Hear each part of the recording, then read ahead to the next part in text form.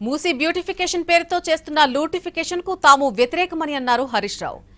Musi beautification ను లూటిఫికేషన్ అంటూ కొందరు మాట్లాడుతున్నారని కౌంటర్ ఇచ్చారు సీఎం రేవంత్ రెడ్డి. మూసీ పునర్జీవానికి బీఆర్ఎస్ పార్టీ వ్యతిరేకం కాదు. మేము కేవలం మూసీ ముసుగులో బ్యూటిఫికేషన్ పేరు మీద రేవంత్ రెడ్డి చేస్తున్న లూటిఫికేషన్కు మాత్రమే వ్యతిరేకము. మూసీ పేరిట లక్షలాది మంది ప్రజల రోడ్డు మీద వేయడానికి మేము వ్యతిరేకము. వేలాది ఇండ్లు కూలగొట్టి లక్షలాది మంది ప్రజల్ని నిరాశ్రయులు చేయడానికి బీఆర్ఎస్ పార్టీ వ్యతిరేకము. బీఆర్ఎస్ పార్టీయే మా ప్రభుత్వం, మా నాయకుడు కేసీఆర్ గారు, కేటీఆర్ గారు ఆ రోజు మూసీ బ్యూటిఫికేషన్కు మేము శ్రీకారం చుట్టాం. ఒక్క ఇల్లు కూల్చకుండా, మూసీలోకి మురికి నీరు రాకుండా మేము ప్రణాళికలు రచించాం. దాదాపు 4,000 కోట్లు ఖర్చు పెట్టి 32 ఎస్టీపీలు కట్టింది బీఆర్ఎస్.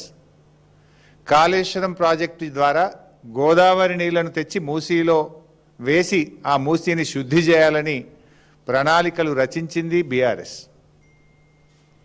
సో మీరు దాన్ని కొనసాగించండి.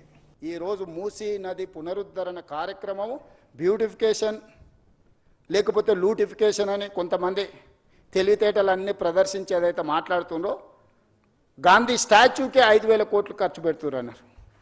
Hardly we're spending for Gandhi statue 70 crores, maybe I don't know exact calculation, 70-75 crores. They have spent 220 crores for Ambedkar statue. We have not opposed for that. Yes, we need Ambedkar ideology. At the same time, we need Gandhian ideology.